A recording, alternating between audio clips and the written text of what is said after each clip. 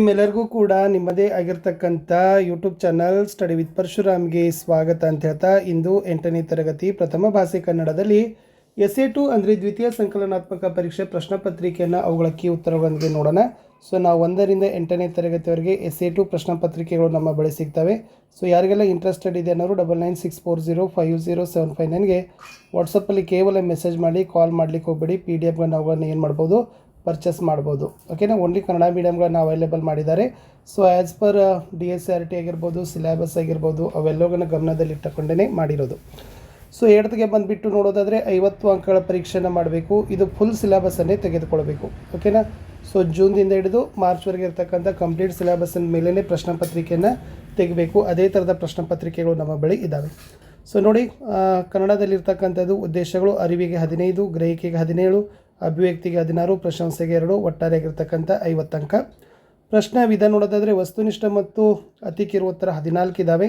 So ಕಿರು ಉತ್ತರ 24 ಅಂಕ, ದೀರ್ಘ ಉತ್ತರ 12 ಅಂಕ, ಒಟ್ಟು 50 ಅಂಕ. ಇನ್ನು ಕಠಿಣತೆ ಮಟ್ಟ ನೋಡೋದಾದರೆ ಸುಲಭ 14 ಅಂಕ, ಸಾಧಾರಣ 24 ಅಂಕ, ಕಠಿಣ 12 ಅಂಕ. ಸೊ ಇದು ಘಟಕವಾರು ಹಂಚಿಕೆ ಇದೆ. ಸೊ ಟೋಟಲ್ ಫುಲ್ ಸಿಲೆಬಸ್ಸನ್ನು ನಾವೇನು ಮಾಡಿದ್ದೀವಿ, ಆ್ಯಸ್ ಪರ್ DSRT ಅವರ ರೂಲ್ಸ್ ಮೇಲೇ ನಾವೇನು ಮಾಡಿದ್ದೀವಿ, ಫುಲ್ ಸಿಲೆಬಸ್ ಅದ ಮೇಲೇ ಪ್ರಶ್ನೆ ಪತ್ರಿಕೆಯನ್ನು ನಾವೇನು ಮಾಡಿರ್ತಕ್ಕಂಥದ್ದು, ರಚನೆ ಮಾಡಿರ್ತಕ್ಕಂಥದ್ದು. ಸೊ 24, 40 ಅಂಕ ಇರುತ್ತಲ್ಲ. ಸೊ ನಾವೇನು ಮಾಡಿದ್ದೀವಿ, ಇದು 29 ಅಂಕ, 29 ಪ್ರಶ್ನೆ 50 ಅಂಕ ಅಂತ ನಾವೇನು ಮಾಡಿದ್ದೀವಿ, ತೊಗೊಂಡಿವಿ. 1 ಅಂಕದಲ್ಲಿ 2 ಪ್ರಶ್ನೆ ಹೆಚ್ಚಳ ಮಾಡಿದ್ದೀವಿ, 2 ಅಂಕದಲ್ಲಿ 2 ಪ್ರಶ್ನೆ ಹೆಚ್ಚಳ ಮಾಡಿದ್ದೀವಿ, 4 ಅಂಕದಲ್ಲಿ 1 ಪ್ರಶ್ನೆ ಹೆಚ್ಚಳ ಮಾಡಿದ್ದೀವಿ. ಸೊ ಈ ಥರನಾಗಿರ್ತಕ್ಕಂಥ ಮಾಡಿಕೊಂಡು ಪ್ರಶ್ನೆ ಪತ್ರಿಕೆಯನ್ನು ರಚನೆ ಮಾಡಿರ್ತಕ್ಕಂಥದ್ದು. ಸೊ ನಿಮಗೆ blueprint, question paper, key answer, ಪ್ರಶ್ನವಾರು ವಿಶ್ಲೇಷಣೆ ಸಹಿತನೂ ಕೂಡ ಕೊಡ್ತೀವಿ. 8ನೇ ತರಗತಿಯ ದ್ವಿತೀಯ ಸಂಕಲನಾತ್ಮಕ ಪರೀಕ್ಷೆ SA2 ಮಾರ್ಚ್ 2026 ಮಾದರಿ ಉತ್ತರ ಪತ್ರಿಕೆ ಪ್ರಥಮ ಭಾಷೆ ಕನ್ನಡ, ಅಂಕ 50, ಅವಧಿ 120 ನಿಮಿಷಗಳು. It means 2 hours. ಫಸ್ಟ್ 4 ಬಹು ಆಯ್ಕೆ ಪ್ರಶ್ನೆಗಳನ್ನು ಕೊಟ್ಟಿತ್ತು. ಕನ್ನಡ ವರ್ಣಮಾಲೆಯಲ್ಲಿರುವ ಒಟ್ಟು ಅಕ್ಷರಗಳ ಸಂಖ್ಯೆ ಆಪ್ಷನ್ E 47. ತಕ್ಕೊಂಡು ಪದದ ಗ್ರಾಂಥಿಕ ರೂಪ ಕೇಳಿದರು. ಆಪ್ಷನ್ ಅ ತೆಗೆದುಕೊಂಡು. ಕೆಳಗಿನವುಗಳಲ್ಲಿ ಲೋಪಸಂಧಿಗೆ ಉದಾಹರಣೆ ಯಾವುದು ಅಂತ ಕೇಳಿದರು. ಬೇರೊಬ್ಬ ಅನ್ನೋದು ಲೋಪಸಂಧಿ ಆಗ್ತದೆ. ಇನ್ನು ಅರಮನೆ ಪದ ಯಾವ ಸಮಾಸಕ್ಕೆ ಉದಾಹರಣೆ ಅಂತ ಕೇಳಿದ್ರು. ಕರ್ಮಧಾರೆ ಇಸ್ ದ ರೈಟ್ ಆನ್ಸರ್. ಮುಖ್ಯ ಪ್ರಶ್ನೆ 2 ಸಂಬಂಧೀಕರಣಕ್ಕೆ ಹೋಗೋಣ. ಇಲ್ಲಿ 5 ಪ್ರಶ್ನೆ ಬಳಕೆ ಮಾಡಿದ್ದೀವಿ. ನದಿ ರೂಢನಾಮ, ಗಣೇಶ ಡ್ಯಾಶ್ ಅಂಕಿತನಾಮ, ಅಮ್ಮ ಸಜಾತಿಯ ಸಂಯುಕ್ತಾಕ್ಷರ, ಆರ್ಯ ವಿಜಾತಿಯ ಸಂಯುಕ್ತಾಕ್ಷರ, ಕಾವ್ಯ ಕಬ್ಬ ಆಚಾರ್ಯ ಅಚ್ಚರಿ, ಕಾಯಕ ಕೆಲಸ ಆಚಾರ, ಒಳ್ಳೆಯ ನಡತೆ, ವ್ರೀಹಿ ಭತ್ತ ನರೇವಲ್ಲಗ ಅಂತ ಕೇಳಿದ್ರು. ರಾಗಿ ಇಸ್ ದ ರೈಟ್ ಆನ್ಸರ್. ಇನ್ನು 1 ಅಂಕದ ಪ್ರಶ್ನೆಗಳನ್ನು ಸಹಿತನೂ ಕೂಡ 5 ಕೇಳಿದ್ದೀವಿ. ಪ್ರಶ್ನೆ 10 ನೀರು ಕೊಡುವ ಸಂಪ್ರದಾಯ ಎಲ್ಲೆಲ್ಲಿ ಇಲ್ಲ ಅಂತ ಕೇಳಿದ್ದಾರೆ. ಸೊ ಯುರೋಪ್, ಅಮೆರಿಕಗಳಲ್ಲಿ ನೀರು ಕೊಡುವ ಸಂಪ್ರದಾಯವಿಲ್ಲ. ಇದೇ ವಿಡಿಯೋದ ಡಿಸ್ಕ್ರಿಪ್ಷನ್ ಬಾಕ್ಸ್ನಲ್ಲಿ 1ರಿಂದ 8ನೇ ತರಗತಿಗೆ ನಾವು ಹಾಕಿರ್ತಕ್ಕಂಥ ಕನ್ನಡದ ಎಲ್ಲ ವಿಡಿಯೋಗಳ ಲಿಂಕನ್ನು ಕೊಡ್ತೀನಿ. ಸೊ ಅದನ್ನು ಕೂಡ ತಾವುಗಳು ವಾಚ್ ಮಾಡಿ. ಬೇರೆ ಎಲ್ಲ ಸಬ್ಜೆಕ್ಟ್ಗಳಲ್ಲೂ ಕೂಡ ನಾವು ನಿಮಗೆ ಅವೈಲೇಬಲನ್ನು ಮಾಡ್ತೀವಿ. ನಿಜವಾದ ಬಂಧು ಯಾರು? ನಮಗೆ ಯಾರು ಹಿತವನ್ನು ಬಯಸುವರೋ ಆತನೇ ನಿಜವಾದ ಬಂಧು. ದೇಹ ಏಕೆ ವ್ಯರ್ಥವಾಗಿದೆ? ದೇಹವು ಸ್ವಾರ್ಥವನ್ನು ನೆನೆದು ವ್ಯರ್ಥವಾಗಿದೆ. ನಲಂದ ವಿಶ್ವವಿದ್ಯಾಲಯವು ಎಲ್ಲಿತ್ತು? ನಲಂದ ವಿಶ್ವವಿದ್ಯಾಲಯವು ಪಾಟಲಿಪುತ್ರದಲ್ಲಿತ್ತು. ನಮ್ಮ ಸುತ್ತಲೂ ಇರುವ ಕಂದಕಗಳಾವವು? ಜಾತಿ ಮತಭೇದಗಳು ನಮ್ಮ ಸುತ್ತಲೂ ಇರುವ ಕಂದಕಗಳು. ಇನ್ನು 2 ಮಾರ್ಕ್ಸ್ ಕ್ವಶನ್. ಹುಸೇನ್ ಸಾಹೇಬರ ವ್ಯಕ್ತಿತ್ವವನ್ನು ವಿವರಿಸಿರಿ. ಹುಸೇನ್ ಸಾಹೇಬರು ಜನಪ್ರಿಯ ಹಾಗೂ ಧನವಂತ ವ್ಯಕ್ತಿಯಾಗಿದ್ದರು. ಅವರು ಮಸೀದಿ ಮಾತ್ರವಲ್ಲ, ದೇವಸ್ಥಾನವನ್ನು ಕಟ್ಟಿಸಿದ್ದರು. ಇನ್ನು ಯಶೋದೆ ಮಂಡಿಯೂರಿ ನಮಸ್ಕರಿಸುತ್ತಾ ಏನು ಹೇಳುತ್ತಾಳೆ? ರಾಹುಲನು ತನ್ನ ತಂದೆಯನ್ನು ಕರೆತರಲು ಹೋಗುವೆನೆಂದು ಹಠ ಮಾಡಲು ಯಶೋಧರೆಗೆ ಚಿಂತೆಯಾಯಿತು. ಹಿಂದೊಮ್ಮೆ ಕನಸು ಬಿದ್ದು ಎಚ್ಚರವಾಗಿ ನೋಡಿದಾಗ ಪಕ್ಕದಲ್ಲಿ ಮಲಗಿದ್ದ ಸಿದ್ಧಾರ್ಥನು ಮನೆ ಬಿಟ್ಟು ಹೊರಟು ಹೋಗಿದ್ದನು. ಈಗಲೂ ಅತ್ತದ್ದೇ ಒಂದು ಕನಸು ಬಿದ್ದಿತ್ತು. ಇಂದು ಇರುಳಾದ ಮೇಲೆ ಮತ್ತೆ ಏನು ಮಾಡುವುದು? ನಿದ್ದೆಯಲ್ಲಿ ಮುಳುಗಿದಾಗ ಮತ್ತೆ ಇನ್ನಾವ ಕನಸಿನ ಮೊಸಳೆ ಹಿಡಿಯೋದೋ?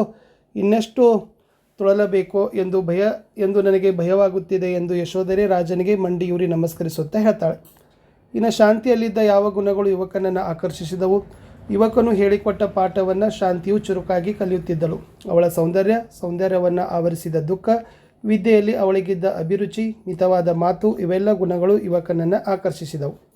ಇನ್ನು ಚಾವುಂಡರಾಯ ಯಾರು? ಆತನ ವಿಶೇಷತೆ ಏನು ಅಂತ ಪ್ರಶ್ನೆ ಇತ್ತು.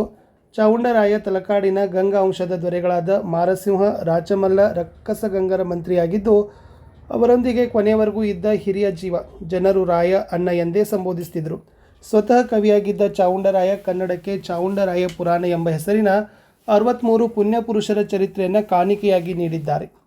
ಇನ್ನು ಬೆಂಗಳೂರಿನ ಸಂಚಾರದ ಬಗ್ಗೆ ಲೇಖಕರ ಅಭಿಪ್ರಾಯವೇನು?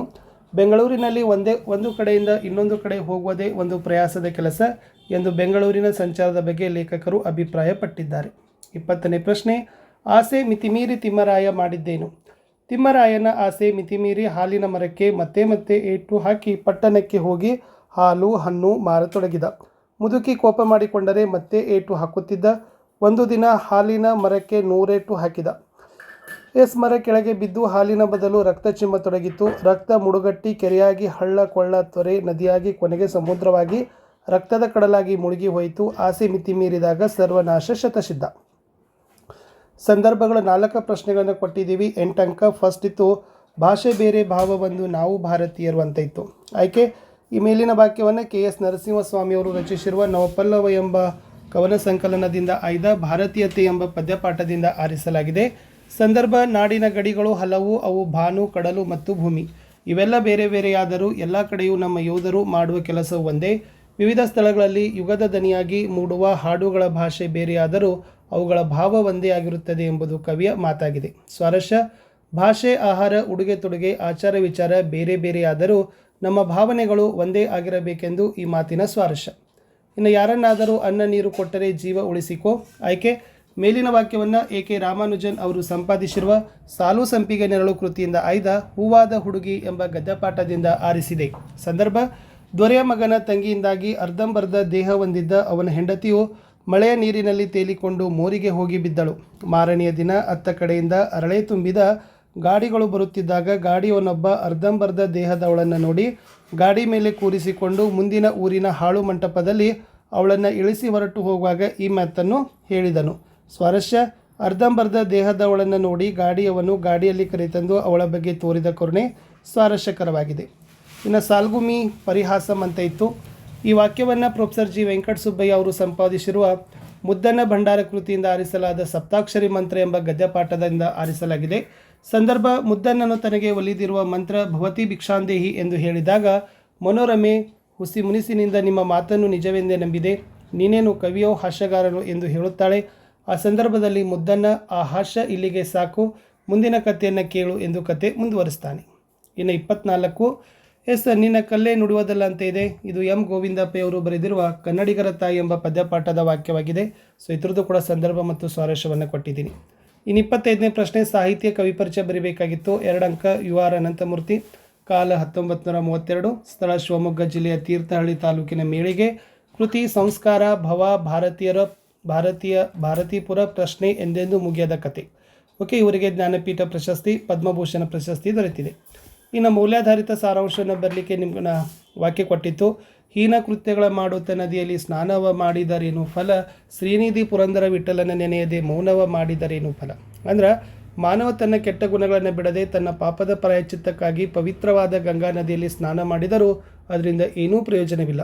ನಾವು ನಮ್ಮ ಇಷ್ಟ ದೇವರನ್ನು ಸದಾ ಮನದಲ್ಲಿ ನೆನೆಯದೆ ಪ್ರಾರ್ಥಿಸದೆ ಮೌನವ ಮಾಡಿದರೆ ಪ್ರಯೋಜನವೇನು ಎಂದು ಪುರಂದರದಾಸರು ಪ್ರಶ್ನಿಸಿದ್ದಾರೆ. ಪದ್ಯ ಪೂರ್ಣ ಮಾಡಬೇಕು. 4 ಅಂಕ. ಉಪ್ಪಿಗಿಂತಲೂ ದಿಂದ ಹದನುವರೆಗೆ ಇದೆ. ಉಪ್ಪಿಗಿಂತಲೂ ರುಚಿಯು ತಾಯಿಗಿಂತಲೂ ಬಂದು ಇಲ್ಲೆಂಬ ಗಾದೆ ನುಡಿ ಕೇಳಿರುವೆನು, ಗೆಳೆತನದ ಶುಚಿರುಚಿಯು ಇದಕ್ಕೂ ಮಿಗಿಲಾಗಿಹುದು ಎಂಬ ಸಾಹಸ ಮಾಡೇ ದೋಷವೇನು, ಕಂಡವರೇನು ಬಲ್ಲರಿದನು, ಉಂಡವನು ಕಂಡ್ಯನು ಇದರ ಹದನು ಅಂತ ಇತ್ತು. ಇನ್ನೊಂದು ಪತ್ರ ಕೇಳಿತ್ತು. ನಿಮ್ಮನ್ನು ವಿಜಯಪುರದ ಆದರ್ಶ ನಗರದ ನಿವಾಸಿ ವೇದಾಂತ ಅಂತ ಭಾವಿಸಿ ನಿಮ್ಮ ಕಾಲೋನಿಗೆ ಸಾರ್ವಜನಿಕ ಗ್ರಂಥಾಲಯ ಮಂಜೂರು ಮಾಡುವಂತೆ ಕೋರಿ ತಹಸೀಲ್ದಾರರಿಗೆ ಮನವಿ ಪತ್ರವನ್ನು ಬರೀಬೇಕಂತಿತ್ತು. ಇಲ್ಲಿ ಇಂದ ಗೆ ವಿಳಾಸ ಬರೀಬೇಕು. ಸಂಬೋಧನೆ ವಿಷಯ, ಪತ್ರದ ಒಡಲು, ಮುಕ್ತಾಯ ಸಹಿ, ಹೊರ ವಿಳಾಸವನ್ನು ಹಾಕಿ ಬರೆದ್ರೆ ಮಾತ್ರ ನಿಮಗೆ 4 ಅಂಕಗಳನ್ನು ಕೊಡೋದು. ಇನ್ನು ಲಾಸ್ಟ್ ಇತ್ತು 29ನೇ ಪ್ರಶ್ನೆ, ಯಾವುದಾದರೊಂದು ವಿಷಯಕ್ಕೆ 15 ವಾಕ್ಯಗಳಿಗೆ ಮೀರದಂತೆ ಪ್ರಬಂಧ ಬರೀಬೇಕು. ರಾಷ್ಟ್ರೀಯ ಹಬ್ಬಗಳು ಅಥವಾ ಪರಿಸರ ಸಂರಕ್ಷಣೆಯಲ್ಲಿ ವಿದ್ಯಾರ್ಥಿಗಳ ಪಾತ್ರ. ಓಕೆನಾ. ಸೊ ಇದರಲ್ಲಿ ನೀವೇನು ಬರೀಬೇಕು, ಪ್ರಸ್ತಾವನೆ, ವಿಷಯದ ನಿರೂಪಣೆ, ಉಪಸಂಹಾರಗಳನ್ನು ಬರೀಬೇಕು. ಇಲ್ಲಿ ನಿಮ್ಮ ಒಂದು ಪದ ಬಳಕೆ, ವಾಕ್ಯ ಬಳಕೆ, ವಿಚಾರಗಳನ್ನು ನೋಡಿಕೊಂಡು ಅಂಕಗಳನ್ನು ನಿಮ್ಗೆ ಏನು ಮಾಡ್ತಾರಪ್ಪ ಅಂದರೆ ಕೊಡ್ತಾರೆ. ಇಷ್ಟಿತ್ತು ಈ ವಿಡಿಯೋದಲ್ಲಿ. ಯಾರಿಗೆಲ್ಲ PDF ಬೇಕು ಅನ್ನೋರು ಜಸ್ಟ್ ಅಥವಾ 9964050759ಗೆ ವಾಟ್ಸಪ್ಪಲ್ಲಿ ಮೆಸೇಜ್ ಮಾಡಿ ಅವುಗಳನ್ನು ನೀವೇನು ಮಾಡ್ಬೋದು, ಪರ್ಚೇಸ್ ಮಾಡ್ಬೋದು. ಸೊ ಪ್ರಾಕ್ಟೀಸ್ಗಳನ್ನು ಸಹಿತ ಕೂಡ ತೆಗಿಬೋದು. ಸಿಗ್ತೀನಿ ಇನ್ನೊಂದು ವಿಡಿಯೋದಲ್ಲಿ. ಅಂಟಿಲ್ ಟೇಕ್ ಕೇರ್, ಬಾಯ್.